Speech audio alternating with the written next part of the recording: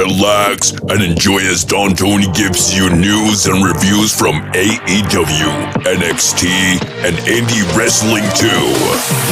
Know what's happening in the world of wrestling without the hate and clickbait. It's Wednesday night, Dynamite. And now, your host, Don Tony.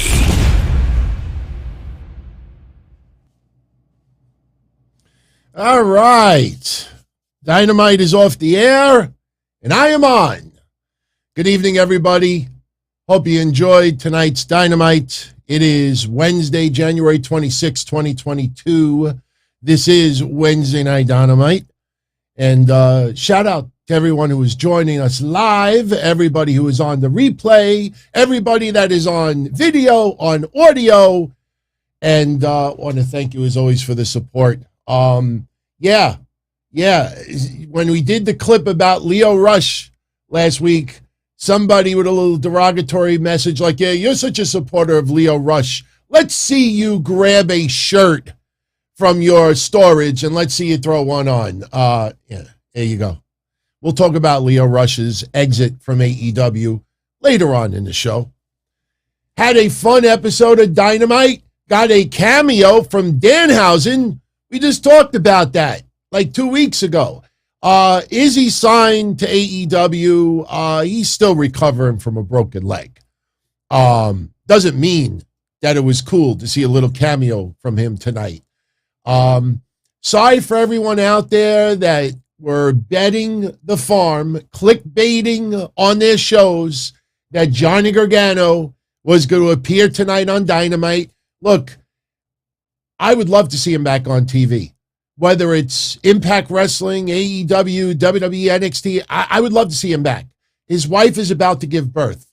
All time and effort has to be focused on her. I think, and I'm guilty of this also, we don't realize how much is involved. It's not just, hey, get back in the gym, just make a cameo, hop back on a plane. And it doesn't work that way. But, hey, Pro Wrestling Tees, and you could spell Pro Wrestling Tees more than one way. You could spell it T-E-E-S, or you could spell it T-E-A-S-E, because remember, they had that limited edition Johnny Gargano shirt on sale up until yesterday. So a lot of people thought, why would they take it off the store the day before Dynamite in Cleveland to boot? As we said, I think Monday, so we said over the weekend, Johnny Gargano right now, there's no real storyline or foe that you can match him up with. You can't just take every former NXT person and try to align them and make them go up against Adam Cole. Kenny Omega's got to be coming back soon. And that storyline has got to continue. Adam Cole, Kenny Omega, that is a storyline that has to develop further. So, look, time is right. Johnny Gargano will be back in a wrestling ring. That you could guarantee.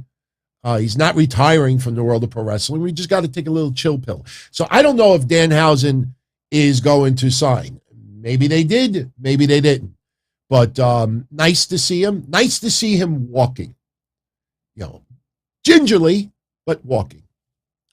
So, on Monday, we took a little bit of a different approach with the show, and we focused on just 3 topics. Instead of your typical 10 to 20, we focused on 3. Raw, Ronda Rousey, Royal Rumble. Tonight, we do the same. We focus on AEW, NXT, and Ring of Honor. Yes, Ring of Honor.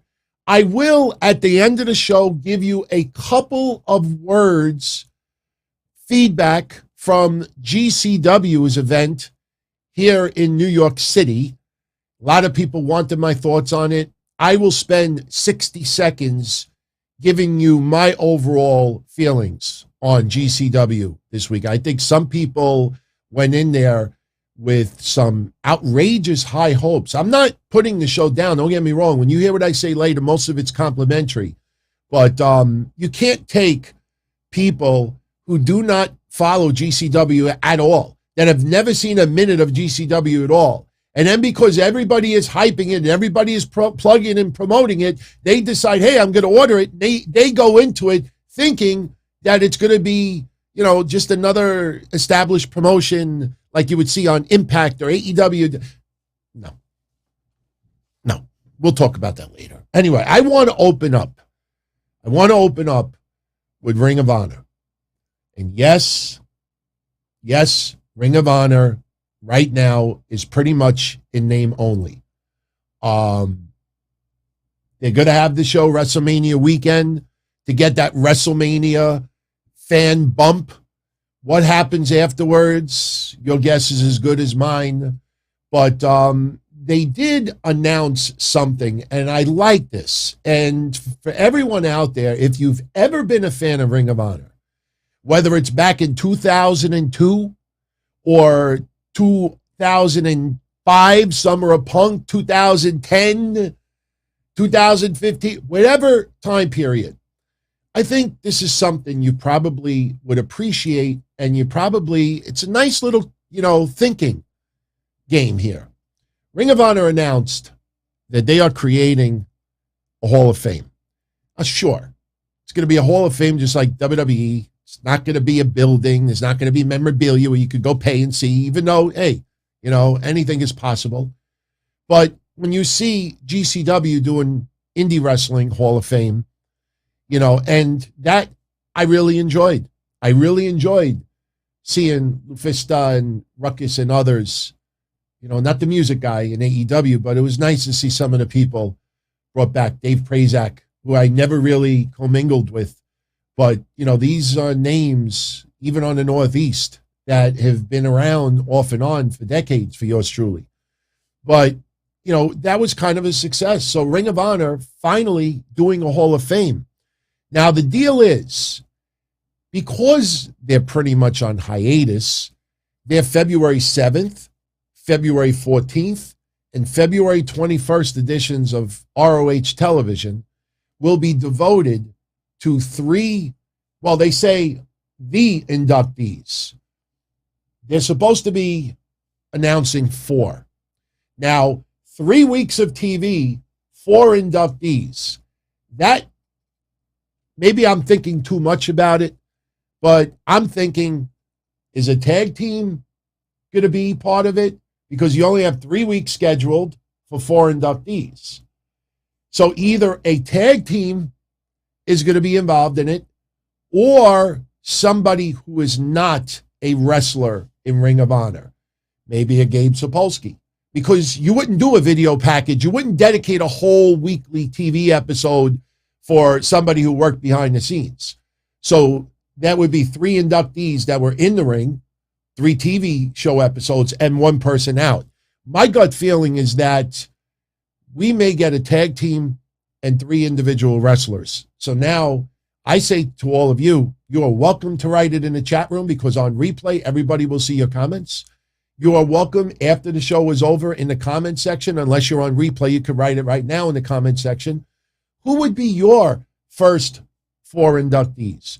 Because I was talking to, a couple of older wrestling fans like me that have been around since Ring of Honor's day one. Hell, we were at war with Ring of Honor because of the XPW stuff.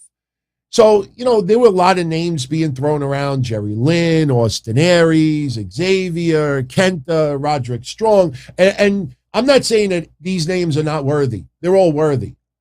Prince Nana, worthy, without a doubt. But would they be one of the first 4 inductees? And I say no. For me, I've narrowed it down to 5 wrestlers and 1 tag team. My 5 wrestlers are Low-Ki, Bryan Danielson, CM Punk, Christopher Daniels, Samoa Joe, and the tag team would be the Briscoes.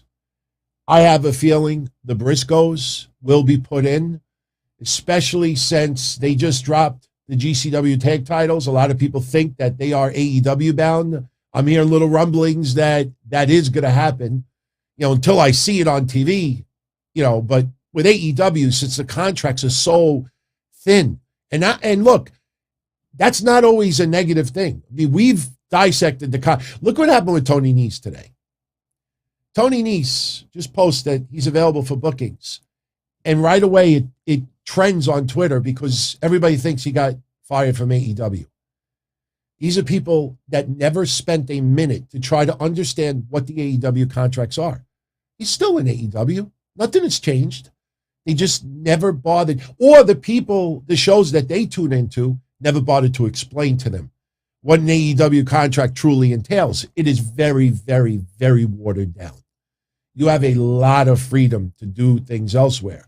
So the Briscoes coming in, I mean, unless they make some outrageous demands, which I don't think that they will, because I don't think WWE would bring them in with all due respect. You just look at WWE's product. The Briscoes, in my opinion, are too good for WWE. Their style, I don't think would match. So I would say the Briscoes, especially because of the momentum that they're on and the rumors of AEW, people will tune in to watch that. I'm not sure about low key for the first induction. I think you have to choose Bryan Danielson or CM Punk because I believe one of those two would definitely accept a Hall of Fame induction from Ring of Honor. So you could bank CM Punk or Bryan Danielson. Hey, maybe both, but I think one of those two are a lock.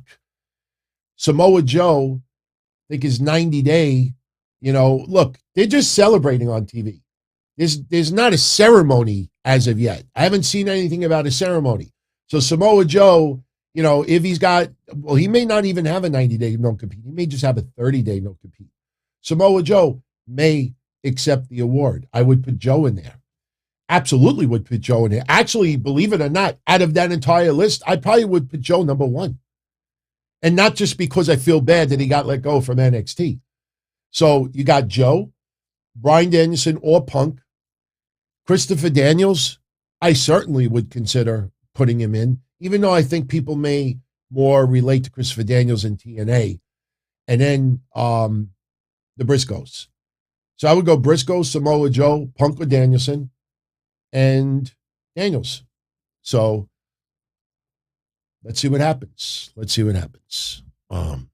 By the way, shout out to AS7607 and shout out to, who's this, Mikey Ravello? Yeah, Mikey Ravello. I will get into any super chats. I now have a queue, and basically I could save everything in the queue and we could get into them all. And that doesn't mean I'm not hanging out with everybody in the chat room as well. As far as a dark horse for Hall of Fame, if you we're not talking WWE tonight, but if you're talking about Ring of Honor Hall of Fame, I put Amazing Red in there. Shit, nobody mentioned the SATs. I would have thought about them. I miss Boogaloo and Lowrider, two of the nicest people that I met back in the day. We've already talked about their situation to death. But that's really who I would focus on. If I was going to choose a dark horse, it would be somebody who was involved behind the scenes, and maybe Gabe Sapolsky. As much as I used to dislike Gabe Sapolsky and say a hell of a lot of, complaints about him back in the day, I don't have any issues with Gabe anymore. I think Gabe, that would be a dark horse for the first induction, but hey, that's not bad. Shout out to Eddie Valentino. You'll get a double shout out tonight, my friend. And he's tuning in from Cleveland. I got to give a shout out to Xylot Themes. I know a lot of you follow him on Twitter, XYLOT Themes, Xylot Themes. Big fan of AEW, big fan of pro wrestling. And, I was getting a bunch of DMs early today. And like, hey, did you see the DT sign on Dynamite? And I said, no, I didn't see it. They're like, yeah, it's happened during Punk. Now, I have YouTube TV. I can't take screenshots anymore from YouTube TV because when you do, you just get a black screen. So I didn't know who put up the sign. And then lo and behold, it was Xylot Themes. He's in attendance. Now, I'm not going to say your shoot name. I don't know if, we're allowed to say that publicly, but I do have it. And much love, my friend. But great tickets. The Donzilla Army always has awesome tickets at the shows. There's no doubt of that. But shout out to Xylot Themes for the awesome sign. That was pretty cool. I love it. And, it's sad. It's sad because obviously I criticize social media all the time. So when you criticize social media all the time, a lot of people on social media are like, yeah, we don't want to fucking talk to you anymore. So, it's nice to see, some out there that still, just show a lot of respect and love. And I give it back. I give back to who I get. I treat people like I want to be treated, and especially at my age, especially doing this now for 25 years, if somebody wants to stab me in the back, no problem. I don't forgive and forget anymore. I'm at the point in my life like, fuck you, drop dead, seriously. So everybody that supports me, thank you. And that's why I do this for all of you, seriously. Oh, the haters, they hate it. It's all good. I ain't going nowhere. The only thing that's going to take me out is if my fiance turns psycho and blows my brains out, or if I grab a heart attack or, get tragically run over by a bus, unless I get sick. Took another COVID test today because I felt like shit and it was negative. So still, we're on the street, no COVID. All right.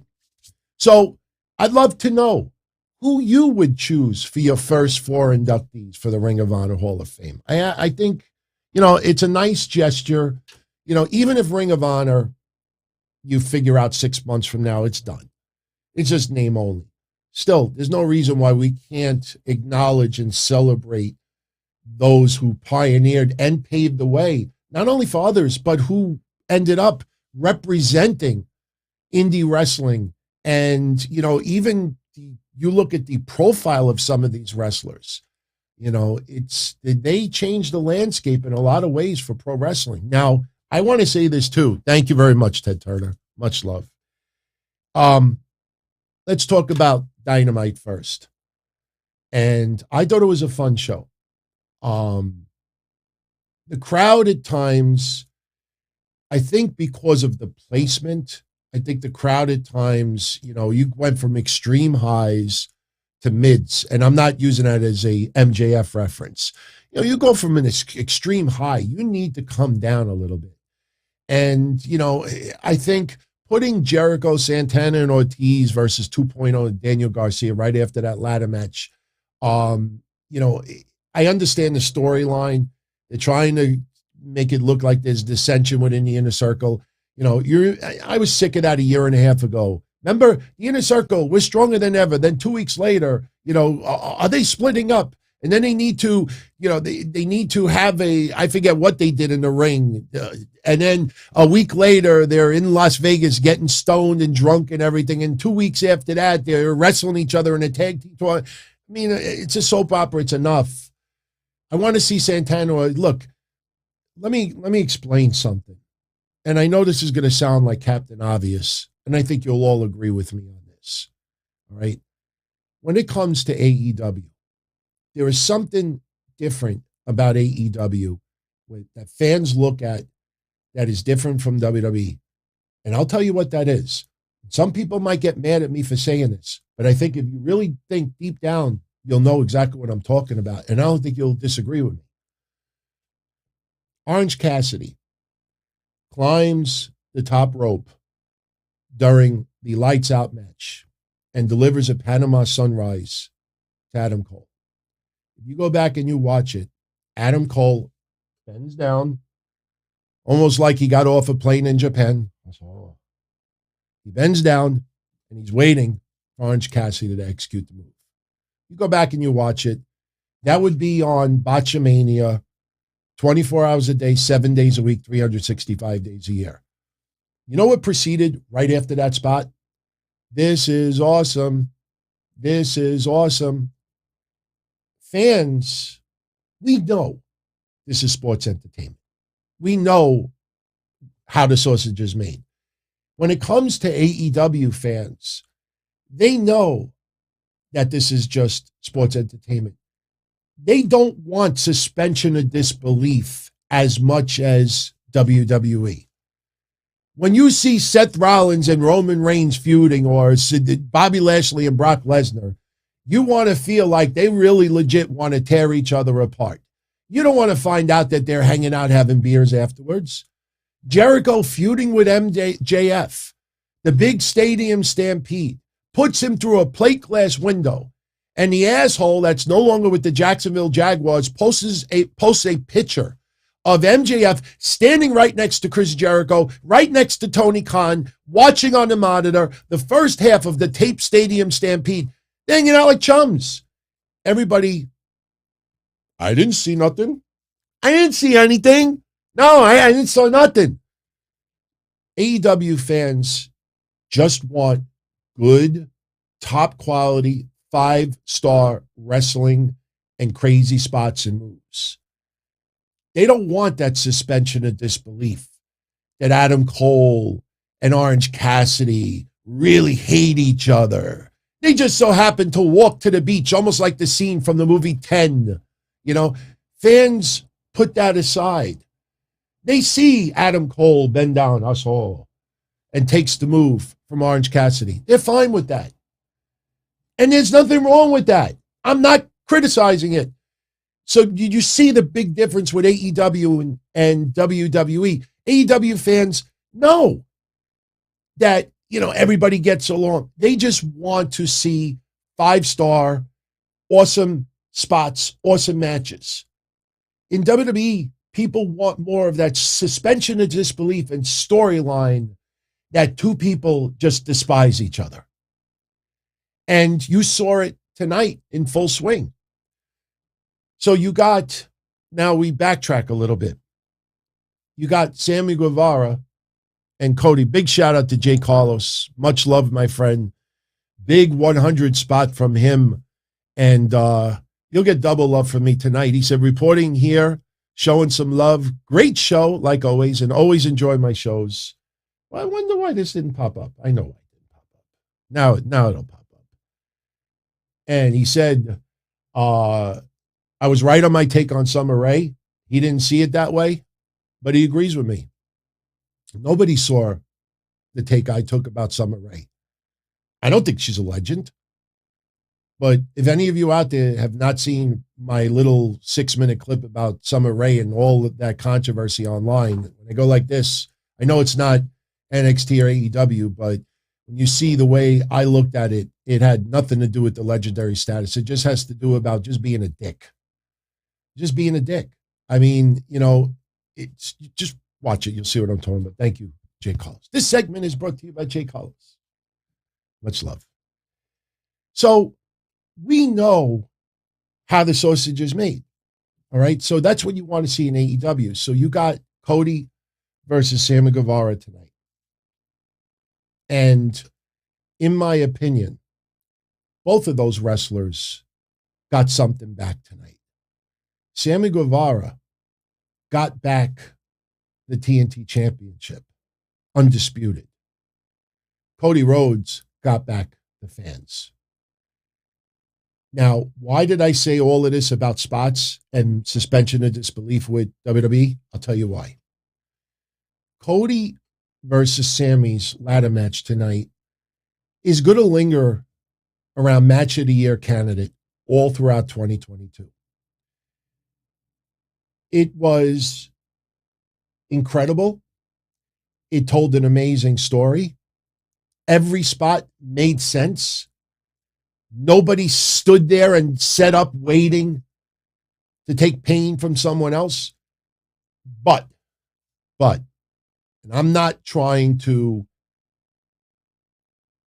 criticize anything that went down in that match tonight. But let me tell you something. Sammy Guevara I actually, after watching that match tonight, every couple of weeks, somebody says to me, DT, if you had to start your own promotion, and you had to choose between Sammy Guevara or MJF, who would you choose? And most of the time I say MJF. But after watching that tonight, I mean, the guy, and he's still extremely young. Could you imagine 10 years from now, barring serious injury? And I segue to that. The guy is insanely talented, but there's a reason why you almost never see anybody in WWE that does a ladder spot climb to the top step.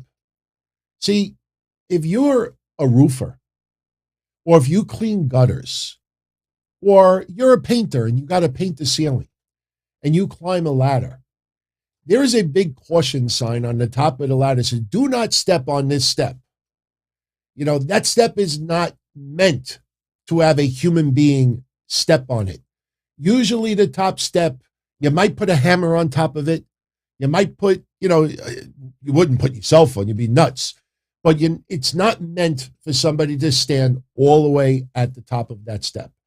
Watching Sammy Guevara go standing on the top rope and leapfrogs over the top rope to the top of the ladder and then jumps to the other ladder and takes Cody down.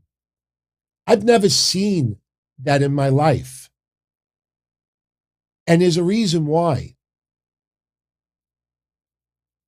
Nobody is perfect. What happens? You know, these ladders, you don't have people holding them down. I mean, we've seen a lot of times in wrestling where a wrestler will be leaning against a ladder and selling pain, but in actuality, it's trying to stabilize it. They don't make ladders with the intention of somebody jumping from one place, landing on, I'm not talking about the side top step, I'm talking about the top step. Even if Sammy Guevara is perfect, ladder is not. If a freaking ladder gives way, do you realize beyond the serious injury this man takes? You know, that scares the shit out of me. And it doesn't scare me because I'm getting older or anything like that. I'm just saying that in a lot of promotions, oh, you ain't fucking going on that top of the ladder. You want to go 1-2 steps down? So you're like, Cody, you mean to tell me that this wasn't impressive? Now, of course, Sammy lifted his legs up, you know, so there's momentum so Cody could execute the move properly because Sammy don't want to get injured. It was beautiful. That was insane. A superplex. But look at where Cody is standing. Cody is 3 steps down from the ladder, and it was still an unbelievable move. So I'm just saying, fans love these crazy, insane, unbelievable spots, and Sammy Guevara is so goddamn talented. I get very nervous when I see his stuff. I get nervous sometimes with Ray Phoenix, and Ray Phoenix, believe it or not, has dialed it back a little bit, even though he is injured right now. And I just don't want to ever in my lifetime see Sammy do one of these flips, and then because the ladder might be a little bit weak, it's not perfect, you can't go to a company and say, hey, I need a ladder with the intentions on humans jumping off from the top. There's no ladder company that this guy slips, the ladder gives out, and you're all the way at the top. You go nose down or something. I don't want to see that. I don't want to see that. So seriously, if I was Tony Khan, and I'm not trying to be a party pooper, if I was Tony Khan, I would say similar to what Vince McMahon said to Mick Foley decades ago. That was an unbelievable match. Don't ever do that ever again. You know, when Sammy Guevara went like this, yeah, that is cuckoo. The guy is amazing. You know, if he would have done a spot off the second or third step, I don't think anybody would have complained. It was incredible. It was an awesome match. But listen, like I said, Steph, trust me, 1, 2, 3 Kid, 6 X-Pac did not do shit like that in WWE. He might have done something where he, you know, like he went over the step, and you're talking about a guy that went from the rope and jumped off and leapfrogged onto the top of the step and then pushed himself off. There's nobody holding the ladder down. I just don't want to see the guy get seriously hurt. Seriously. I just don't want to see him get seriously hurt. And, but hey, as us selfish wrestling fans, it was amazing. And I really believe that Cody won back a lot of fans tonight. Early on, let's go Cody. Cody sucks. And you know what's funny about that? You can't use the John Cena comparison anymore because when that happens with Cody, the pitch of the voice is the same. They're all men. It's like 97% men. Because when we used to talk about it with the kids and the girls with Cena. Let's go, Cena. Cena sucks. Let's go, Cena. Cena. You hear Cody, it's let's go, Cody. Cody sucks. Let's go, Cody. But by the end of that match, Cody won the fans back. I'm telling you. Not every fan, but that guy, I mean, you really can't, you can't say that the guy doesn't go all out. And he went all out. And Sammy Guevara trusted him as well. So, awesome match. Loved it. Loved it. Now, later on, we had a commercial break. And Sammy comes back out. He's wearing both titles. And Fuego Del Sol comes out with him. Now, earlier in the match, when Cody was taking on Sammy Guevara, there was a point where Cody had hit Crossroads off the ladder, and Sammy was injured outside the ring. Fuego comes out for some reason, and he's arguing with Cody, and Cody takes him out. So ultimately, Sammy Guevara wins the match. But later on, about an hour later, during a commercial break, Sammy comes out with Fuego again. And Fuego's holding the signs, and Sammy is taking the signs down, and he's doing his cue card thing, and he's just talking about, you know, he never politicked and this and that, and he just happy and thanks Cleveland, everything like that. And I thought about it. We need Fuego ultimately to turn heel during a commercial break while Sammy is holding the cue cards. What needs to happen, in my opinion, is Sammy, as he's pulling the cue cards off, Fuego could have been the one that wrote the cue cards. And as Sammy is taking them off, I am the TNT champion, pulls a sign off, I am your champion. This is ours, and this and that. And then the last sign pulls it off, and Fuego says, that title's mine. He said something that you're like, oh, shit. And then Fuego just nails him. And it has to happen during a commercial break. You have the split screen. They're doing the cue cards. Fuego turns on Sammy. And trust me, I think Sammy Guevara would love to have a TNT title match against his friend. Just throwing ideas out there, everybody. Just throwing ideas out there. So let's talk about a few other things that went down tonight on Dynamite. Interesting matches. Faku Krosa, 78. Welcome to the family. Welcome to the family. We have a few matches set for next week. Some sound incredible, and some were like, oh, okay. We see, now, by the way, Cleveland tonight was 11 degrees out. It was 11 degrees. That's why my picture with the snow angels with Sting, yes, I photoshopped that myself. I didn't do a great job because I didn't have enough time today to really work on it. One fall, I'm going to bring up NXT after this. So we're going to fly through this now. Jay Carlos, my friend, happy 1 year anniversary to you, my brother. MVP of everybody here, the family. Seriously. He's one step under the Godfather. I'm not kidding, too.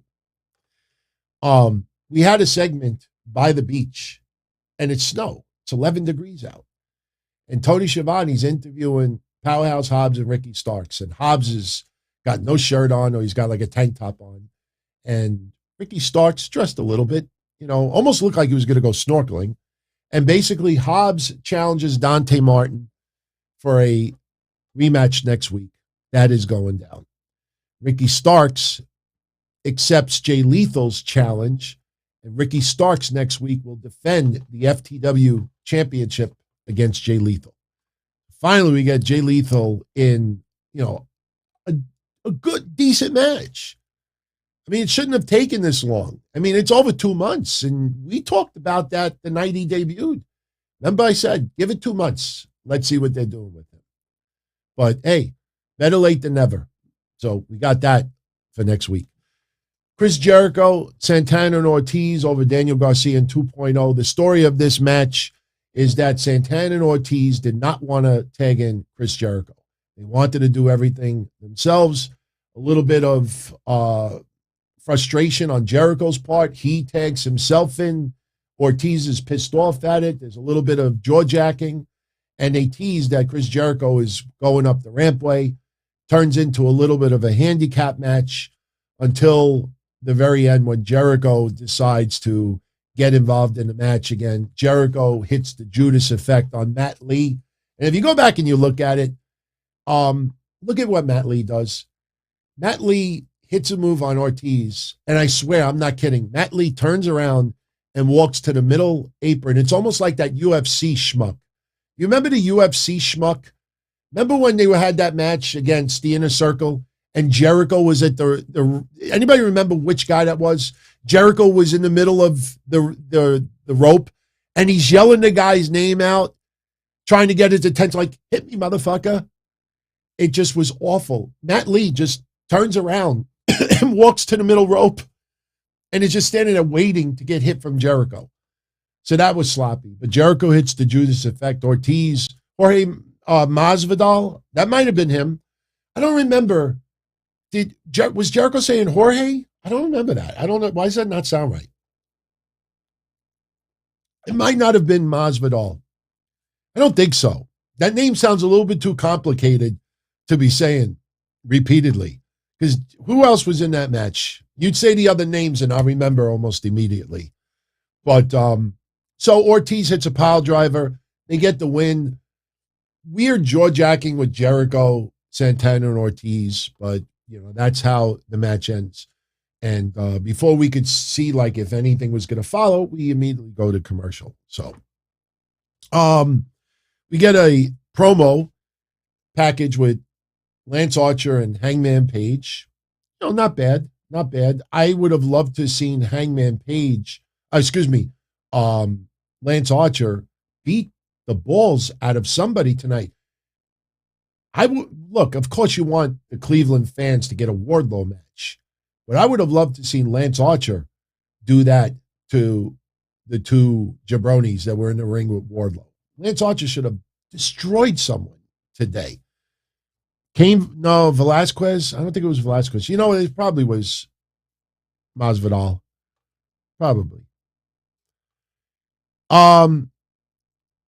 Remember last week when Jurassic Express no longer, the Acclaim no longer number one contenders. And they said, there you go. Now you got to do it to Private Party. And then the next thing you know, they're going to see them go down to the Gun Club. Like, these are teams that have no shot whatsoever. They're basically, this is what's happening right now. They're putting these teams on Dark and Elevation to boost up their numbers as quickly as possible so they can be fed to Jurassic Express. And then with the loss, they go back down on the list. And eventually, you know who's going up on that list? Brody King and Malachi Black. That's the new toy. Tony Khan is infatuated with the House of Black. The House of Black are going to be your number one contenders about 2 to 3 weeks. You give it about 2 to 3 weeks, you'll see that happen. Yeah, no, it was Junior Dos Santos. Thank you, Sinister. That is him. Junior. Oh no, Santos. Yeah, it was Dos Santos. But Private Party versus Jurassic Express, you know, it's a novelty match. We know where that's going. That will happen on Rampage on Friday. Anthony Bowens and Max Caster cut a promo, and we find out that even though it's Championship Friday, Anthony Bowens will be taking on Jon Moxley. So I don't think anybody's going to complain. You know, it's nice to see Jon Moxley back, and my God, I mean, this is his fourth match in about a week. So it's going to be a little over a week, 4 matches already. So we have that to look forward to on Friday. CM Punk, MJF.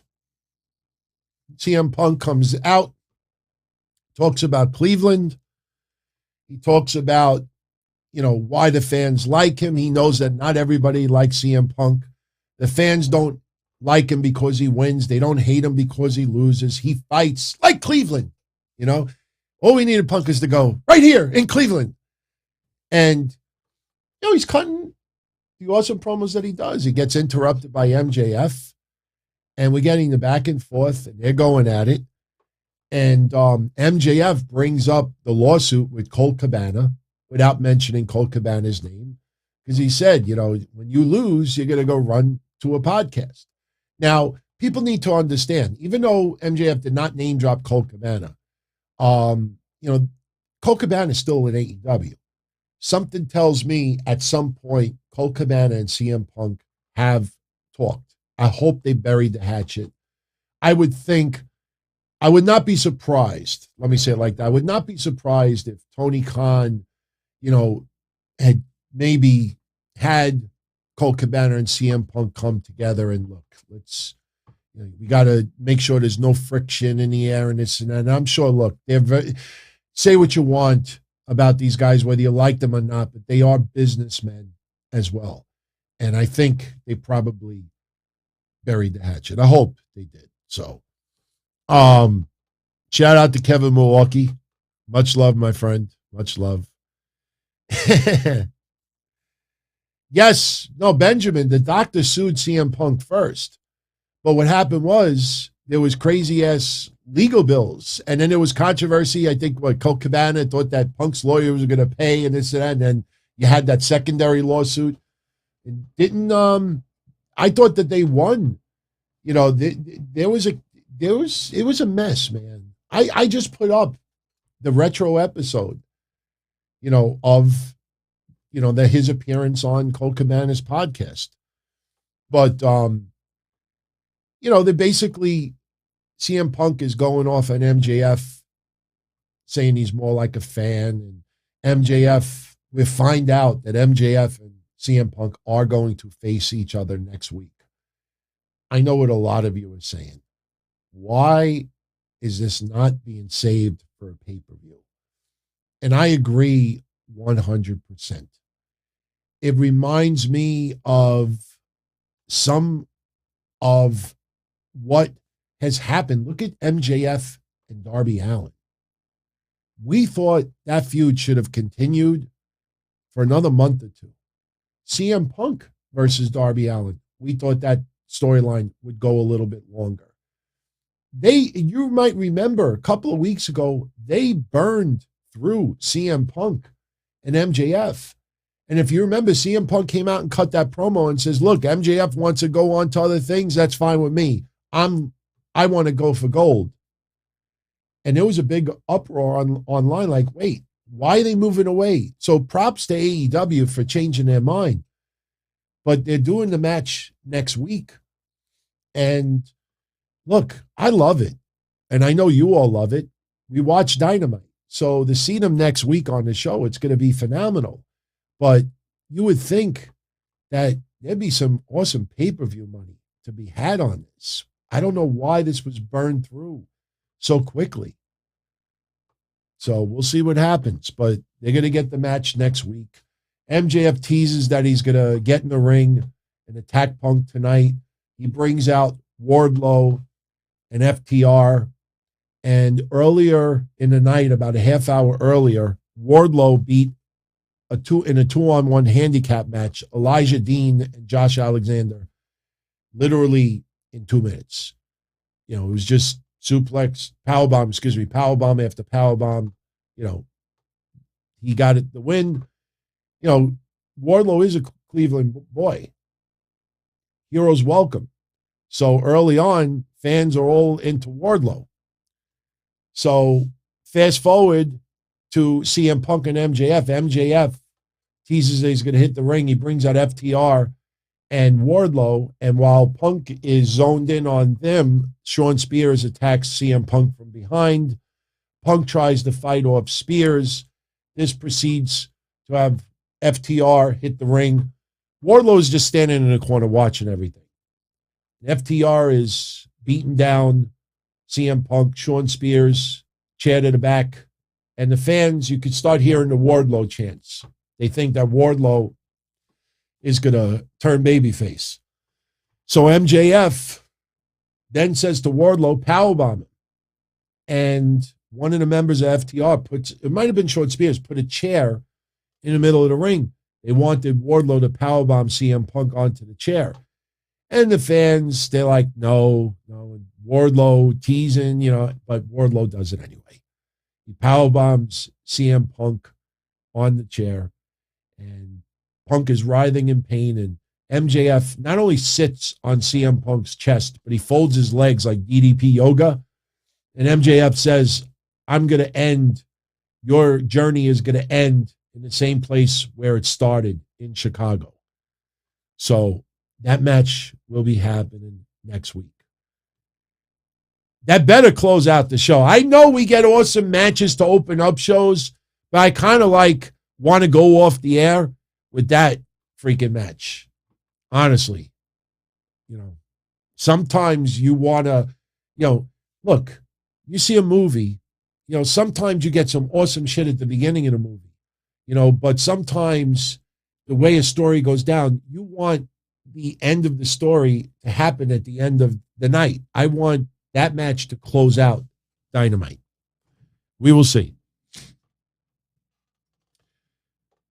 We get a bunch of promos. And by the way, I never ever thought about this, but Anthony Bowens had me laughing today. Anthony Bowens, when he was making fun of Jon Moxley, he said that Al Bundy looking ass. If you look at Jon Moxley's haircut, it really does look a lot like Al Bundy in the final years of Married with Children.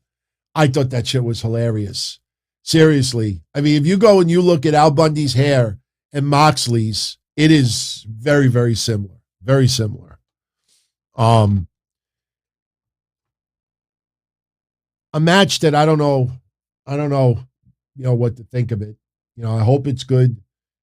Jade Cargill and Anna Jay last week, the match they put on, Jade Cargill deserves, us to let it ride, because they had a decent match last week. Again, none of the true contenders in the women's division, for some reason, they're all having ice cream.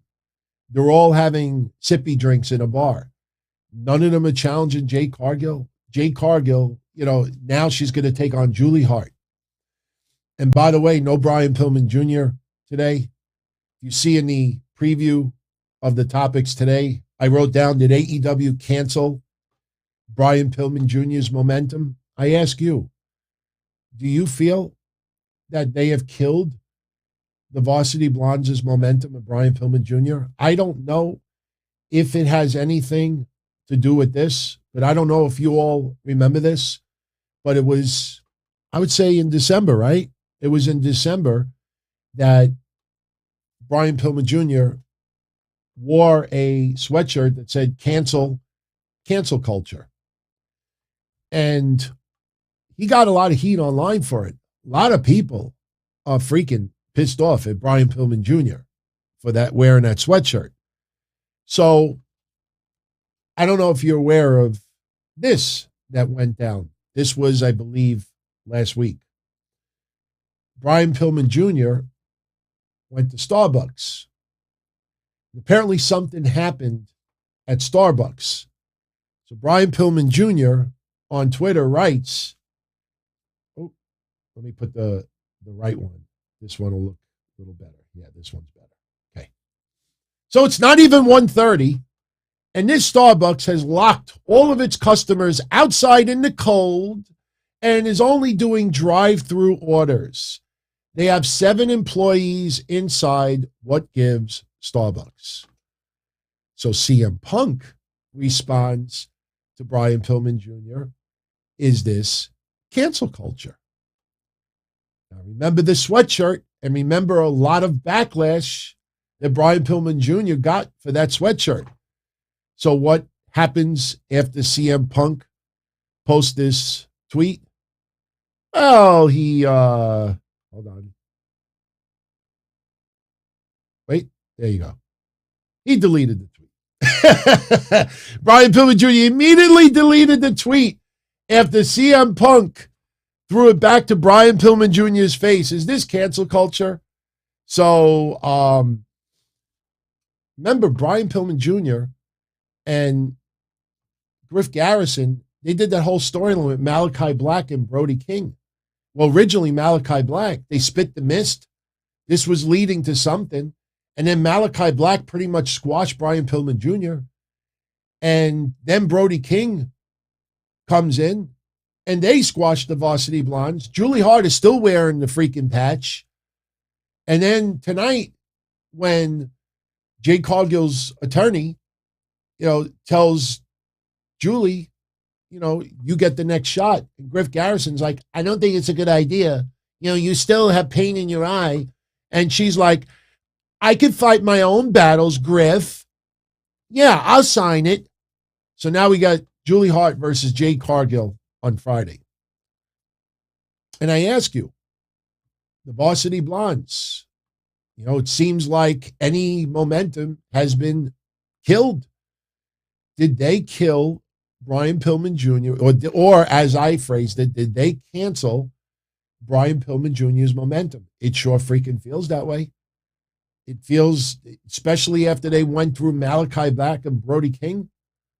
I mean, where does this go from here? So, getting back to tonight, Dr. Britt Baker comes out, and there's a setup in the ring, and this goes back to what I said about the Pro Wrestling Illustrated Awards. There was so much awarded to AEW because AEW was going to use it, milk it, promote it, plug it. PWI gets a lot of rub off of this. AEW gets rubs off of it as well. So Britt bragging about, match of the year, woman of the year, star of the year, star of the planet. And she puts down Cleveland. And she brings up the Browns quarterback, Baker Mayfield, insults the crap out of him. She's getting booed out of the building. She won't settle until she's female of the decade. We get no confrontations. Like I said, what happened to all the main event women? Every single one of them. None of them were out there. None. Zero. And Nyla Rose, we had a segment later when they were promoting the shows for tonight. Nyla Rose comes out with Vicky. She's yelling, excuse me. And she's calling out Ruby Soho. And it looks like we're going to get Nyla Rose versus Ruby Soho next week. And still, I'm not trying to crap on Jade Cargill's run, but this is what we feared, that as soon as she won, it's like all the people in the tournament, they're out for ladies' night. What is it? Seriously. I mean, what happened to all of them? Is there a cruise that I'm not aware of? I mean, it's being done very, very bad right now.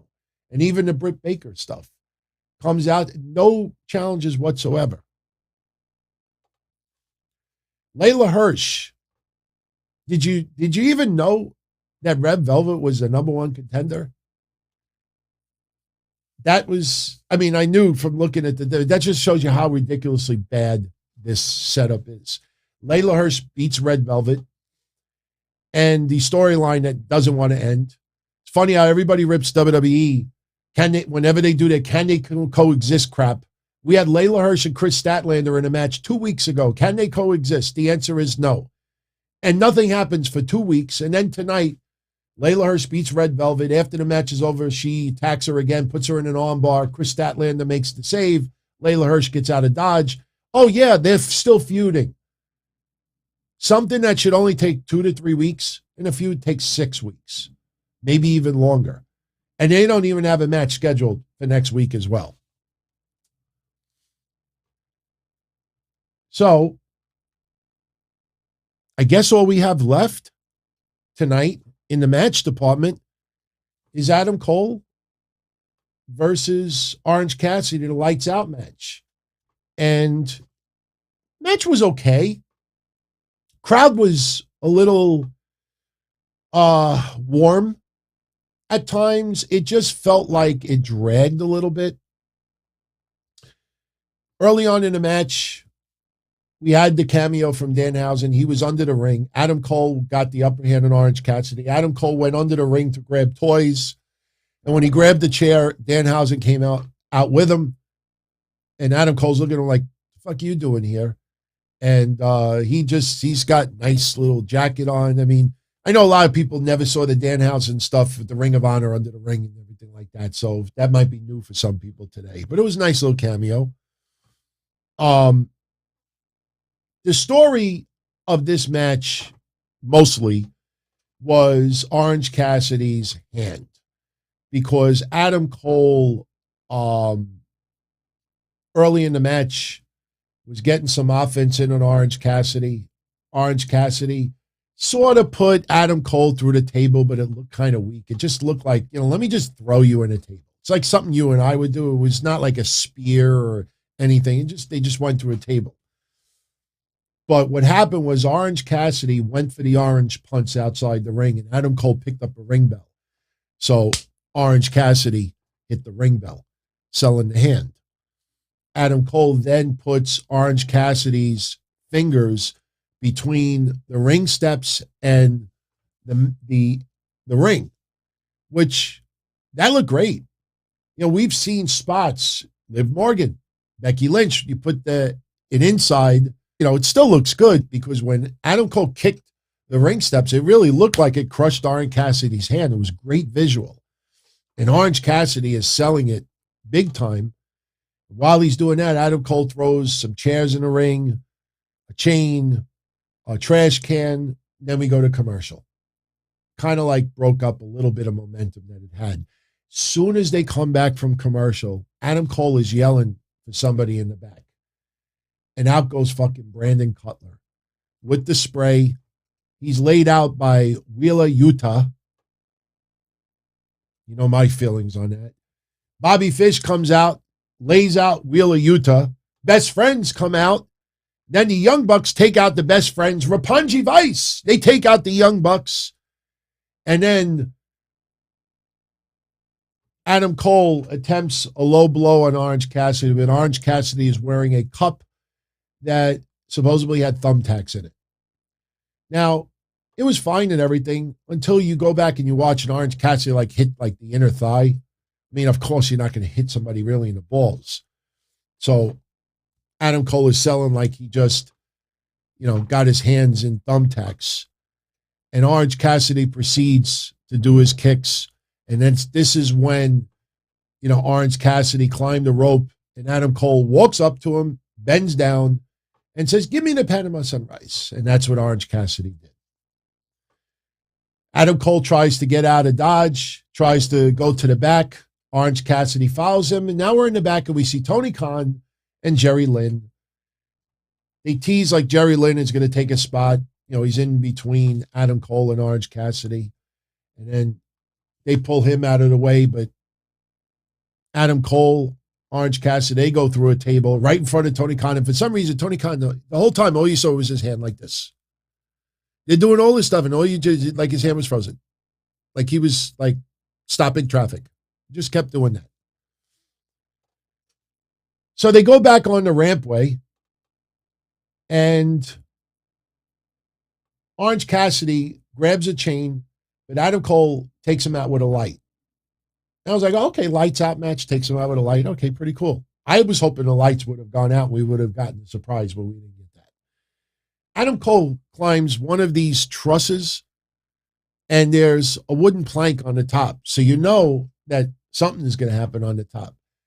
So Adam Cole, I guess, wherever Orange Cassidy was on the mat, I don't know what Adam Cole was going to do.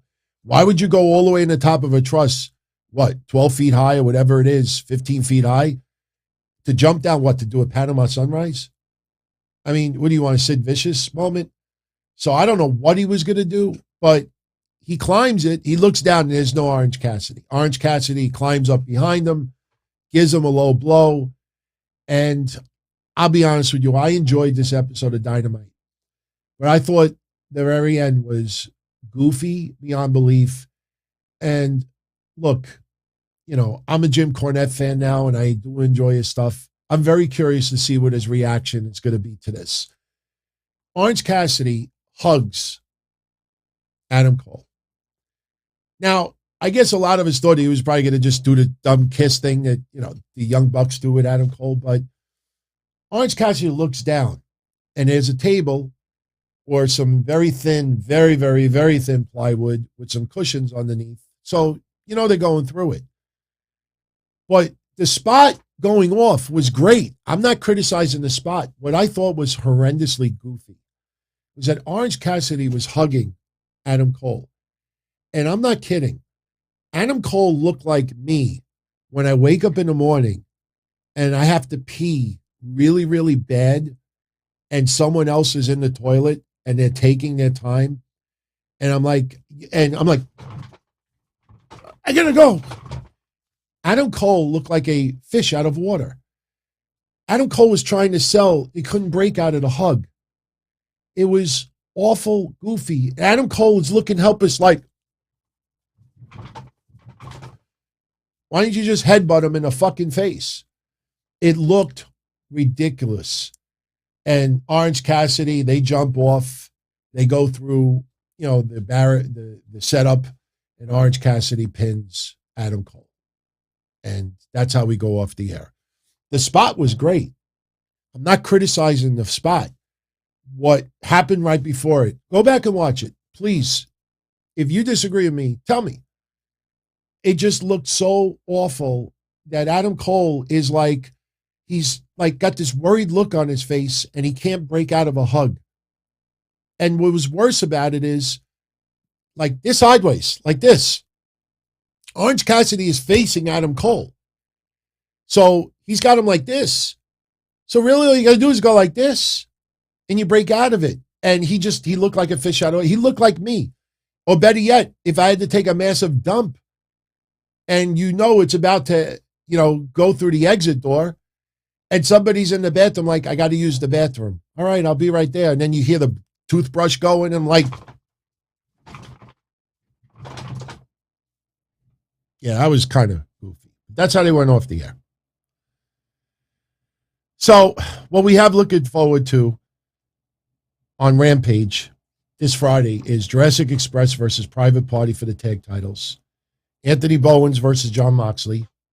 Jade Cargill versus Julie Hart for the TBS title. And we're finally getting the match. FTR versus Lee Johnson and Brock Anderson. We'll have Arn in their corner, Tully in FTR's corner. We'll probably see a little bit of reaction between the two, a little interaction. So not too bad. Next week on Dynamite, we have Powerhouse Hobbs versus Dante Martin. Ricky Starks defending the FTW title against Jay Lethal. Ruby Soho versus Nyla Rose, even though I don't think it's confirmed, but I think it's happening. Pac and Penta versus Brody King and Malachi Black. Now, earlier in the night, Malachi Black cut a promo talking about the House of Black and talking about chaos. And Brody King enters, cuts his promo. Anybody that's never seen Brody King cut a promo before, very, very good on the mic. And, very assertive. And they're basically, Pac went against the House of Black, and next week we're going to get that match. I personally would be shocked if the House of Black were to lose. From what I hear, they are just shits and giggles about this House of Black team. And it seems like Acclaimed, all that momentum, done.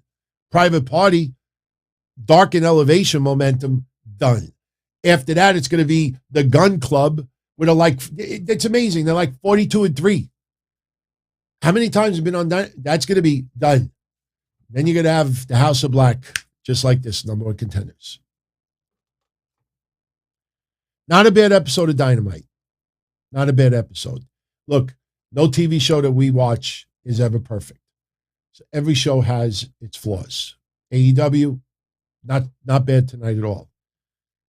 So moving over to NXT, I'll just give you some quick results. And then we have some news about NXT Vengeance Day and 5 matches already announced.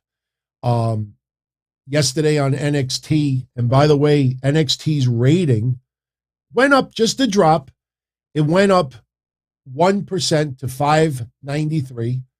And look, we talked about it. Impact Wrestling, 5 straight weeks of growth, 60% rating increase over that 5 weeks. last week, Impact Wrestling was the only show that had experienced an increase. Every other show had gone down. Now, actually, the week before. Now I'm happy to say, and I'm sure nobody has caught on to it yet, that over the last 7 days, every wrestling show went up in ratings. That does not happen often at all. I mean, we've had weeks where every show has gone down. This time, every show that's on TV went up. NXT went up 1%. Raw went up 9%. Rampage went up almost 13%. SmackDown went up almost 10%. Impact went up 13%. And Dynamite went up 6.5%. Now, these are not just tiny, tiny little increases with the exception of NXT. NXT, yes, I agree, Joe. Fun episode this week. MSK advance in the Dusty Classic, beating Kushida and Ikemen Hero. And look, babyface versus babyface. Crowd loved it. Basically, what had happened was Kushida had the submission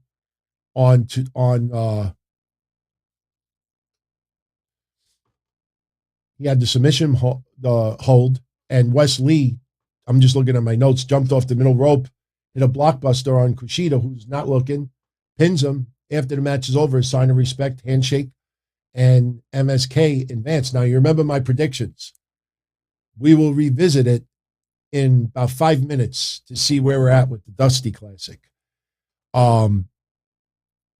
Santos Escobar comes out with Legado del Fantasma, cuts a promo on Braun Breaker. Braun Breaker comes out because this is the next feud. Braun Breaker versus Santos. Santos Escobar is going to make Braun Breaker look like $1 million. Braun Breaker does great. But Santos Escobar, if there was anybody in that ring that'll make Braun look that much better, it's Santos Escobar. And look, they have history with family members who are famous wrestlers. But Santos Escobar is not intimidated by Braun Breaker. And what ends up happening is Legado del Fantasma attempts to attack Braun Breaker. He gets the upper hand. They get out of dodge. Keep Braun on your mind. We'll repeat it. We'll get into him again at the end of the recap. Solo Sikoa over Boa. Yeah, that rhymed. I'm a poet in case you didn't know it. Solo Sikoa beat Boa in a no DQ Falls Count Anywhere match. You know, I see why I hate social media. I get more and more examples. You know, last night, you know, Solo Sikoa had some face paint on. Now, there's a lot of rumors Umaga is going in the Hall of Fame this year. I think it is. I think it's going to happen. And, you know, WWE on their Twitter account just wrote one word, homage. Solo Sikoa paid homage to Umaga. And you have these established websites. These are not just like, you know, little kids that just don't understand, don't know the meaning of the word homage. WWE writes homage, and somebody writes, you misspelled it, it's called Umaga. They actually thought that they misspelled Umaga's name. And I see like all of these other people like smelling blood in the water, all reposting this moron for making a mistake. And I figure it out. Like, people are looking for nonsensical, stupid shit and using that as a reason to rant. You know, we've seen so much dumb shit. NXT, WWE officials, remember that one we talked about last week? WWE officials are disappointed with NXT 2.0's first 4 months that they expected the fans to gravitate to the wrestlers more. What the hell does that mean? Tell me, what does that mean? Ratings? What the hell does that mean? I brought up 38 wrestlers last week. 38 who stock has gone up in 4 months. It's just people are just looking for any nonsense, dumb shit just to go against it, make themselves look like genius, like a genius. So, Falls Count Anywhere match, a lot of fun. You know, Sikoa with the Superfly splash, putting Boa through the table, getting the win. Somebody asked me if Sikoa was going to be in the Royal Rumble. I do not believe so. No. They don't want the Uso reference. They're trying to get away from that for now. Gunther, I loved it. I loved it yesterday. It made sense. Gunther. I will keep saying Gunther. Gunther and Imperium, they do a promo. And basically what Gunther, the former Walter, says, he talks about the name Walter. That is his first name. We've talked about that before. And he says yesterday, that's the name his parents gave him in honor of his family's patriarch. And he says, but I need to create my identity. And he talked in German, and Imperium looking great as ever. And it made sense. It made sense. This is NXT. This is developmental. It doesn't have to be storyline of the year. What he said was, look, I was named after the family patriarch, and I'm honored and this and that, but I need to have my own identity, not based on other family members. And he is Gunther, and they are going to remain successful. I liked it. It made sense. It made sense. All right. Okay. WWE, fatal mistake, not doing their diligence and vetting that Gunther Stark. Just call it Gunther. You don't need to say anything else. We look back on it. Probably the best thing that WWE did was make this mistake, and I'll tell you why. If there was never a Nazi named Gunther Stark, he would be called Gunther Stark right now. And I guarantee you, if you look at over the years in history, wrestlers ultimately do drop names. Antonio Cesaro. You could go down the list of a lot of wrestlers who now only have one name. So you would have heard him today, Gunther Stark, yesterday. Gunther Stark. So the fact that WWE made that mistake was a good thing, because now they were forced to drop that last name. And if we get used to Gunther, and it sounds better just to have one name, because I know those fans, they'll probably go Gunther, or Gunther, whatever they do. It sounds like almost like a Goldberg chant. What would you rather chant? Gunther Stark, Gunther Stark, Gunther Stark, or Gunther, or Gunther's gonna kill you, Gunther's gonna kill you. It just sounds better. I liked it. Duke Hudson over Guru Rush in a squash match. Kaylee Ray, Indy Hartwell, and Persia Peralta over Toxic Attraction. Kaylee Ray basically gets her bat, chases Mandy Rose out of there, turns into a tag team match. And Peralta with the sit out cutter to Gigi Dolan. And when we get to NXT Vengeance Day, we'll show you how this may come back into play. A segment with Raquel Gonzalez and Cora Jade. Cora thinks that she would be a great partner for Raquel in the Dusty Classic. Take note, they have not done the tournament yet for the women. There might only be 4 women in this tournament. 4 teams, I should say. And the men's side had 8. Don't be surprised if the women only have 4.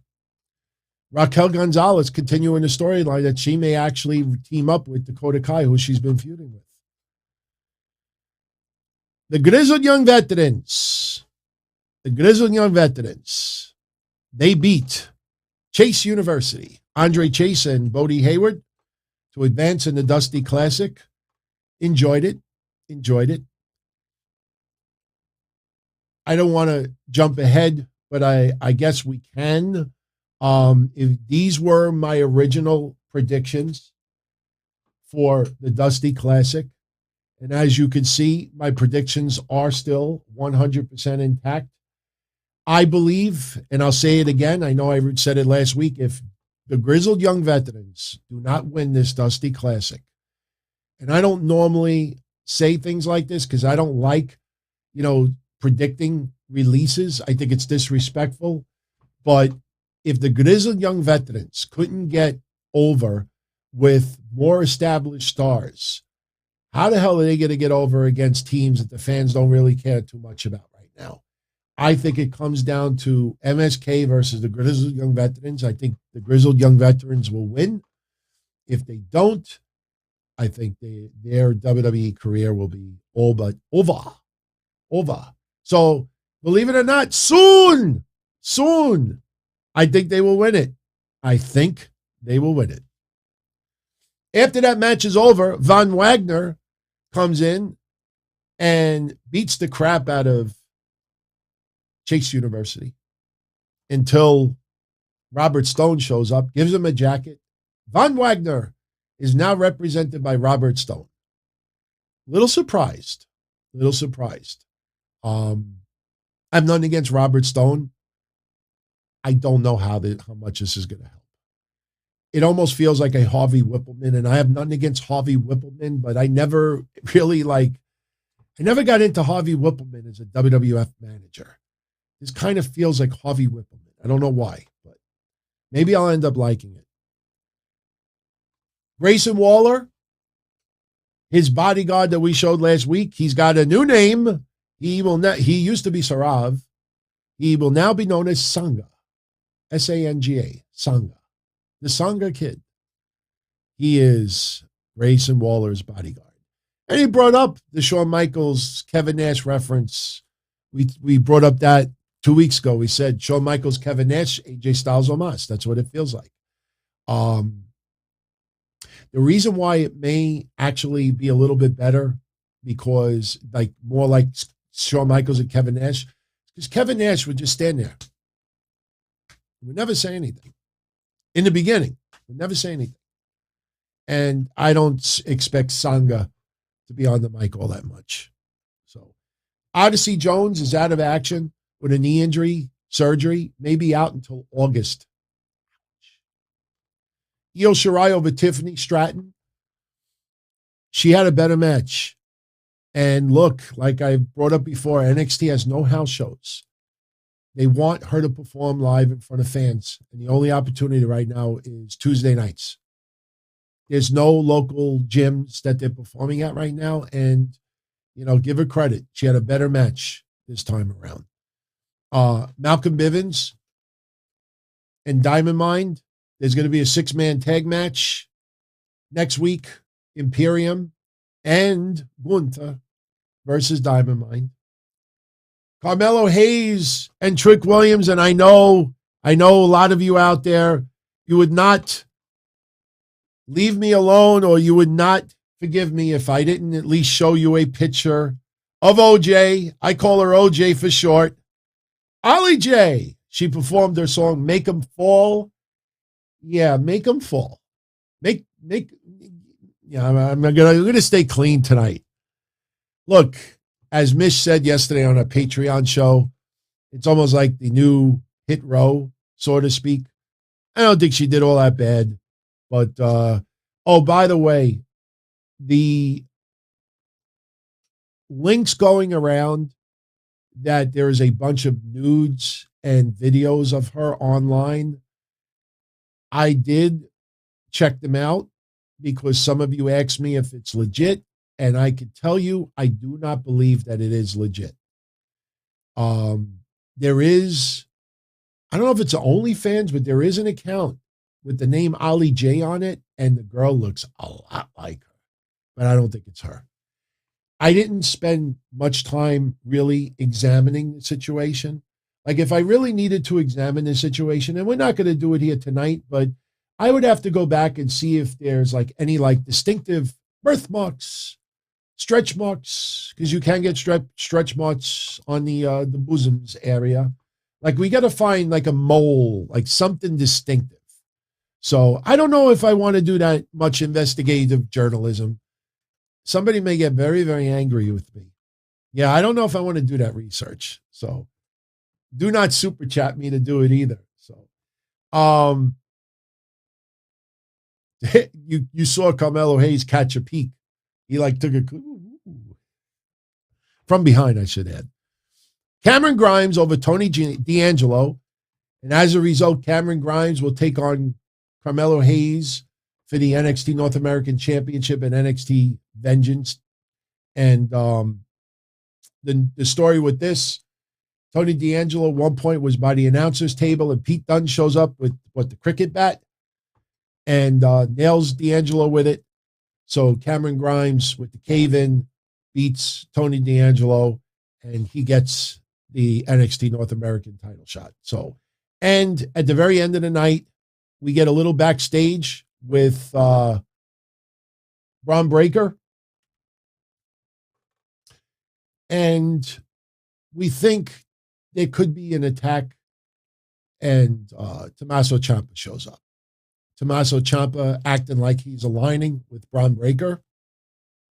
Little fist pump. We go off the air. I saw a lot of people reporting that there was going to be a handicap match next week.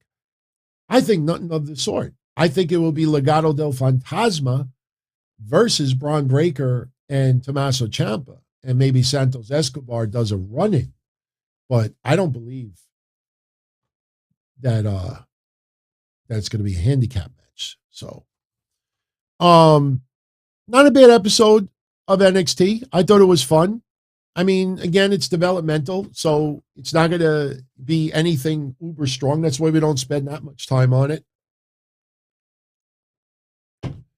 So, NXT Vengeance Day. They have announced it. It'll be February 15th, which is 3 weeks from now. So we got a 3-week build for NXT Vengeance Day.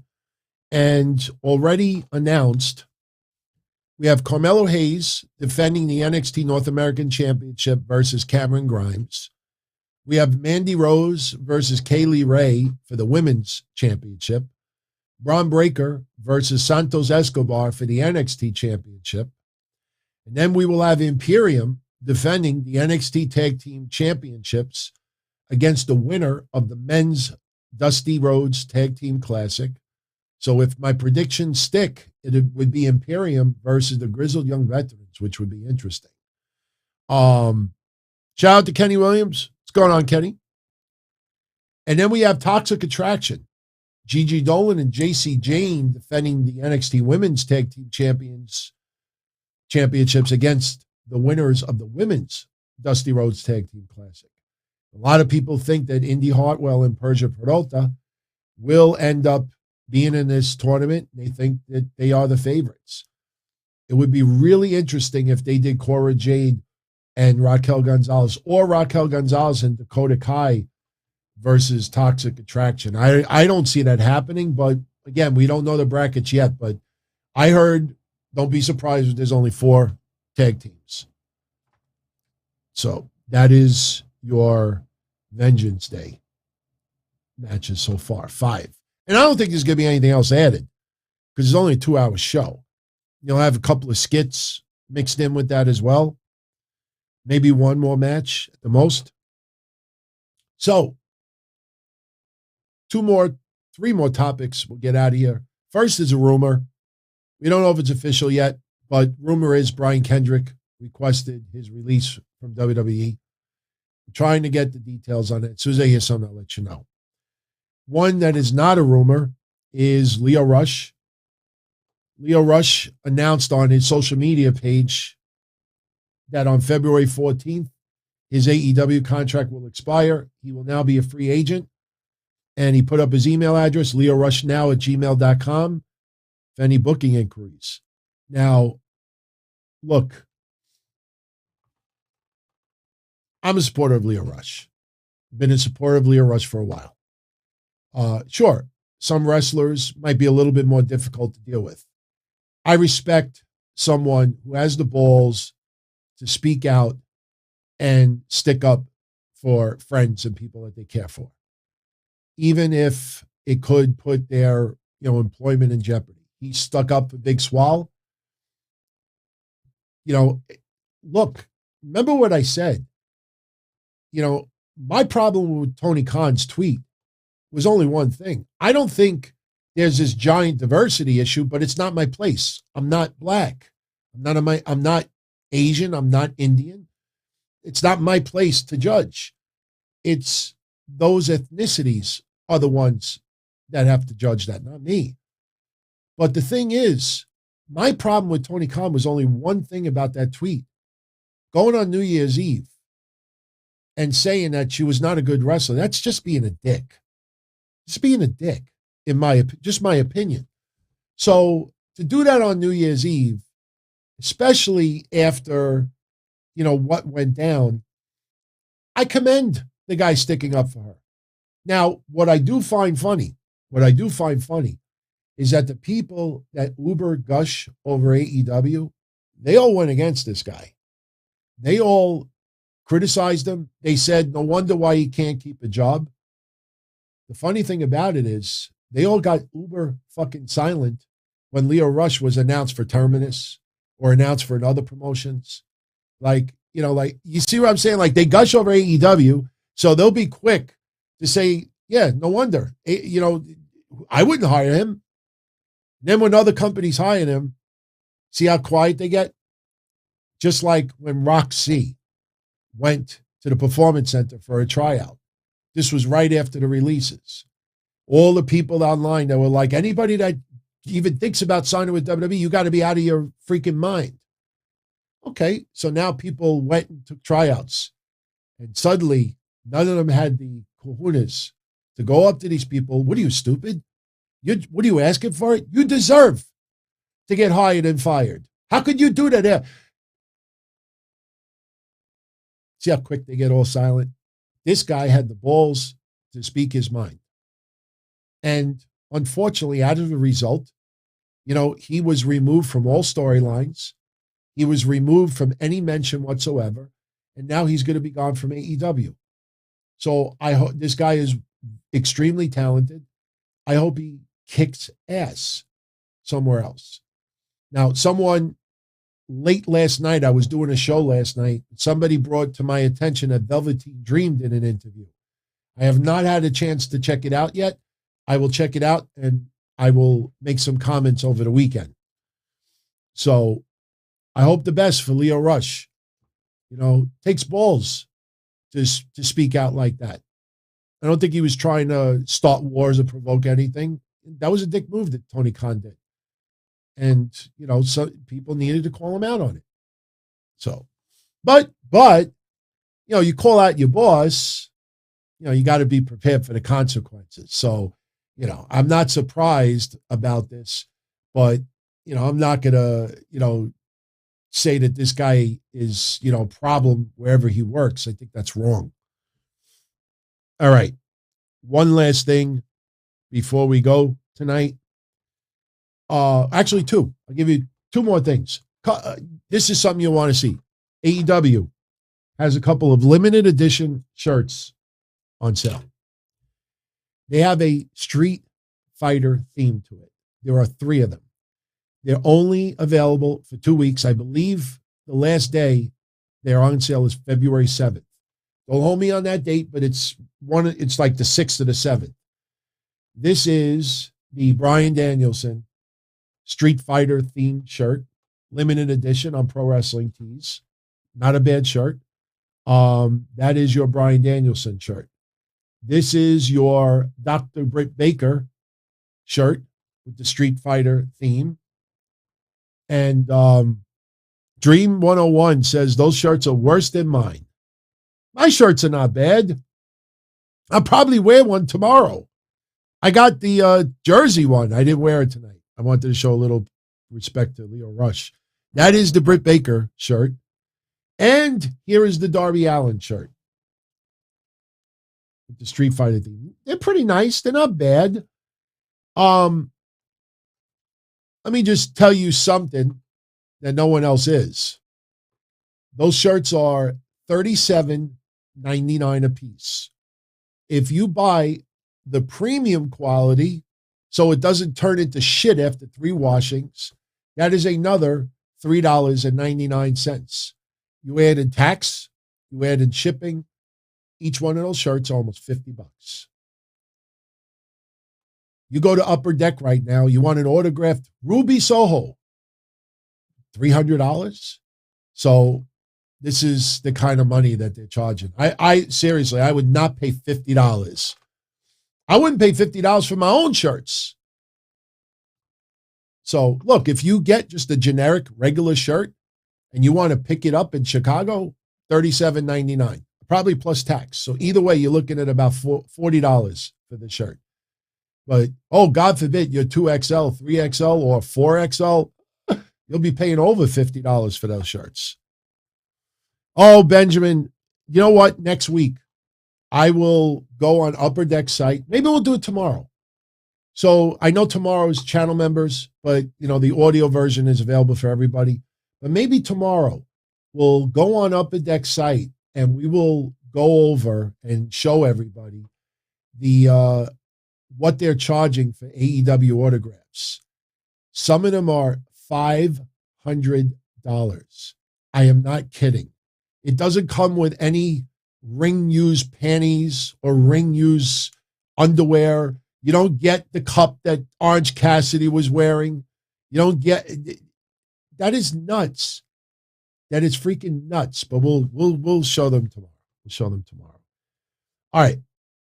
One last comment, and I'm out of here. We're right at 90 minutes, and that's what I wanted to do tonight. I am only going to spend about 60 seconds on this topic. I had multiple invitations to go to GCW's event, the Wrld, in Manhattan on Sunday. And I wanted to go. I wanted to see Reefer. I wanted to hang out with a few friends, a few people I haven't seen in about 10 years. A couple of indie guys I used to work with in VPW were there. And I told them, I said, look, I got to work Monday morning. By the time I get home from the city, it's going to probably be 12:31 a.m. And when you go to a live wrestling event and you have a crazy ass time, you come home, you don't pop an Ambien or a sleeping pill and fall asleep in 10 minutes. I probably would have been wired and would have been up until about 4 or 5 in the morning.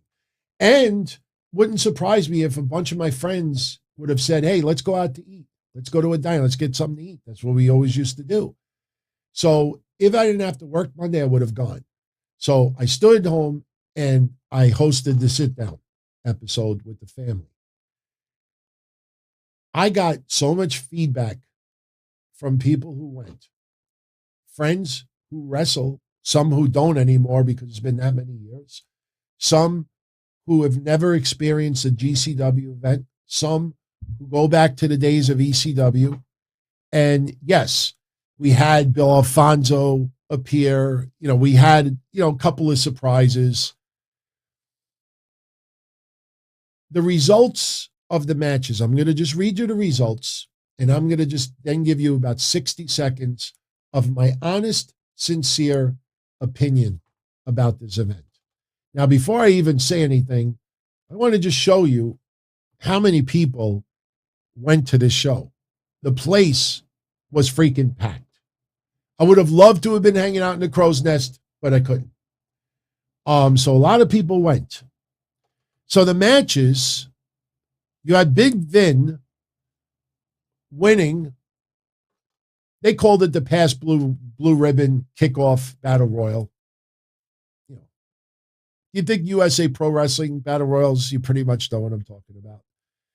Reefer won a scramble match pre-show, beat Alex Zane, Dante Leon, Shane Mercer, Jack Hartwheel, and Ninja Mac.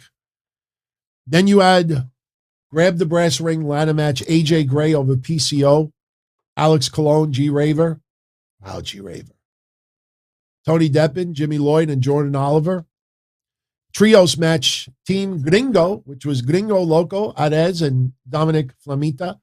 They beat Team Bandito, which was Bandito ASF and Laredo Kid. You have Blake Christian over Lio Rush.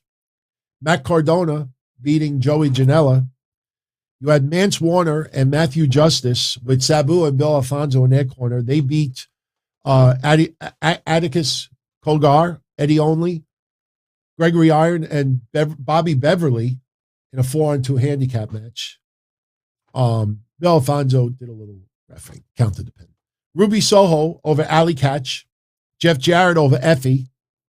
John Moxley over Homicide to retain the GCW World title. And Matt Tremont and Nick Gage beating the Briscoes to become the GCW Tag Team Champions.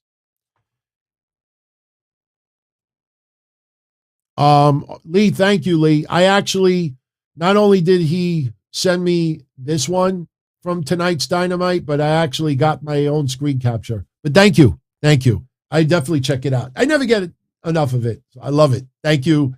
Once again, Xylot Deems. Much love, my friend. All right.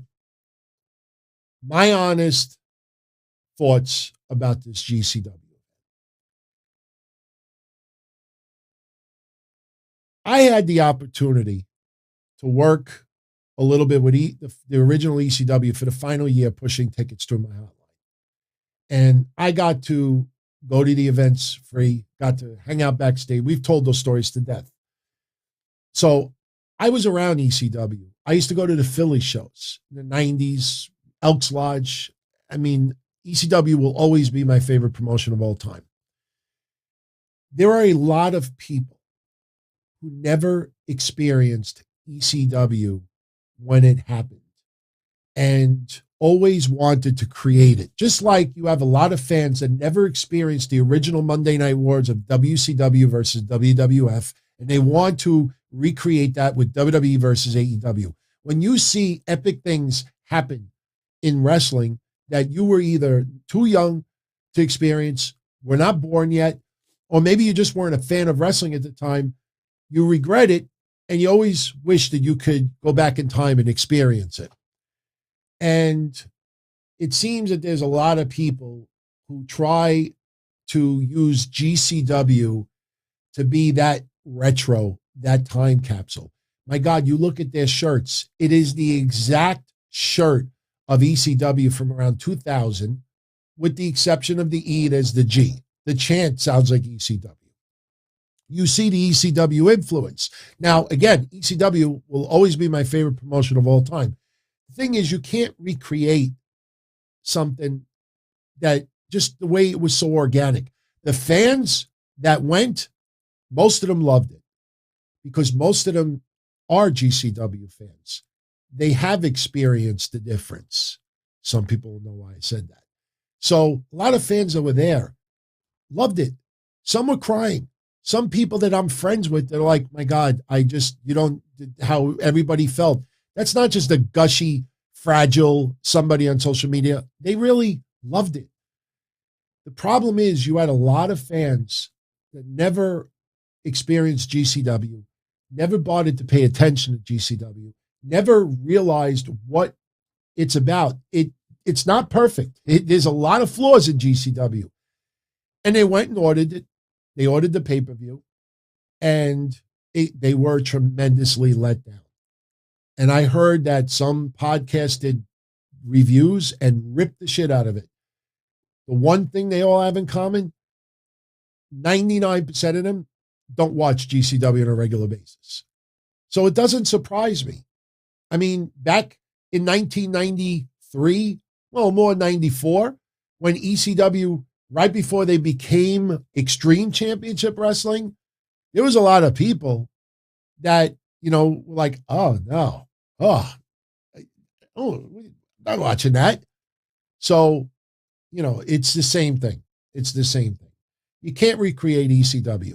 And I think sometimes they try to, and you realize you just can't. You just can't. You got to do things organically. And there are people that there's a togetherness that is awesome. And look, man, say what you want about the quality of the show. You see that many people attend, and you realize how many people bought the pay-per-view on Fight. They made crazy-ass money. The big problem is, how do you get a lot of those fans back? And the problem is, I don't know how you do. I don't get paid to do that. So I don't work for them. Never been asked. Nothing that I do. So people really ask me for my advice. Then I'll think about it and give it. But it's got to happen organic. You can't force a recreation of a niche or a feeling or a vibe. There's a togetherness and a closeness. That's great. But I don't know what a lot of people were expecting. But, I watched most of it. I thought it was okay. But I think some people thought GCW was like above AEW or, almost Trust me, there's some people online that think that GCW is the number 3 promotion in the world. So, it's almost like, I'll leave you with this and we'll go off the air. It's almost like, you ever see, I think Little Caesars came out with it. They came out with Batman Pizza Calzone. I don't know if you've seen that. Batman Pizza Calzone. I've never had the Batman Pizza Calzone, but I had a piece of the X one, the crazy one that they came out with a while back. And all I could say to you is that you either absolutely loved it, the grease, the garlic, the oil, the cheese, the pepperoni, more cheese, more oil, more garlic. You either loved it, it was a hot mess. You either loved it or you hated it. There really was no middle ground. And that's what this comes across to a lot of people. They either loved it or they hated it. And I don't know if GCW ever wants to get in the middle.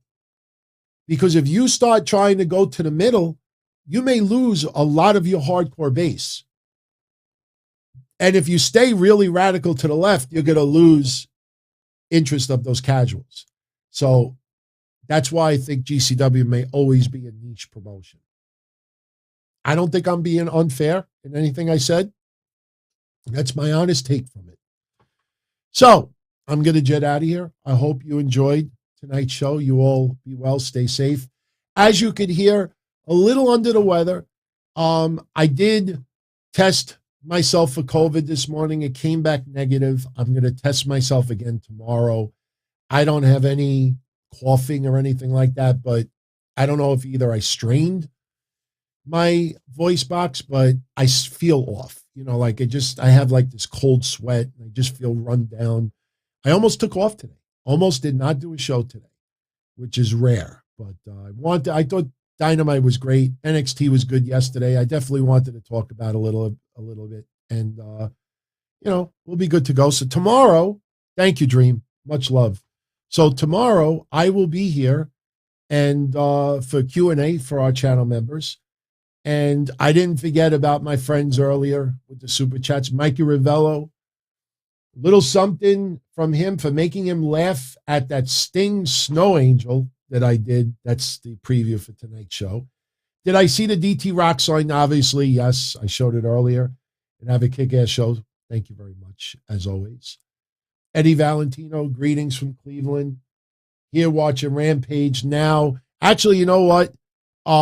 See, I got to do it for Mikey, and I got to do it for Jay Carlos, especially. And I kind of feel bad because Eddie Valentino's right smack in the middle. So I got to offer it to Eddie as well. So all three of you, DM me. Go check out DonTonyShirts.com. Pick something. Pick something you want from there. There's T-shirts, mugs, blankets, tapestry, signs. Pick something out there. All three of you. DM me. Let me know what you want. It's on me. My way of saying thank you. I appreciate that. There was one other thing I needed to say. It was actually important too. I can't remember what the hell it was. What the hell was it? I don't remember. But anyway, tomorrow I will be here for our YouTube channel members. Oh, I know what it was. If you're a channel member here, we are going to do a predictions contest for the Royal Rumble. I am going to post the contest Friday night. You'll have about a little less than 24 hours to put in your picks. The only reason why I'm not doing it before Friday night is because I want to see if anything changes with SmackDown or maybe if they add a match. If you haven't checked it out yet, when I go like this, we did Royal Rumble predictions on Monday. I'm getting a lot of interesting feedback. If Ronda Rousey's in the Rumble and she loses the Rumble, she gets eliminated, you be warned. I will be all over the net. Told you. A lot of people think that that's not going to happen. There is a very important reason why I think she may lose the Royal Rumble. And I'll just say there may be 50 million reasons. So you probably want to check that out. So, yes, there'll be a predictions contest. There'll be a predictions contest on Patreon as well, like we always do. And that's it. So tomorrow, Q&A with Don Tony for our channel members. So get your questions ready. And we'll probably go check out those autographs. See crazy prices that they charge. It's crazy. It's insane. I mean, there's nobody in wrestling that I would pay that kind of money for. Seriously. Not even if the picture featured somebody naked. So post your feedback. If you're not a subscriber yet, if you enjoy the channel, subscribe. Every show has a different theme to it. And if you're not a channel member yet, you can sign up. Tomorrow you'll get invited to an exclusive show, and then you got pay-per-view predictions on Saturday, so you might win a couple of dollars back in return.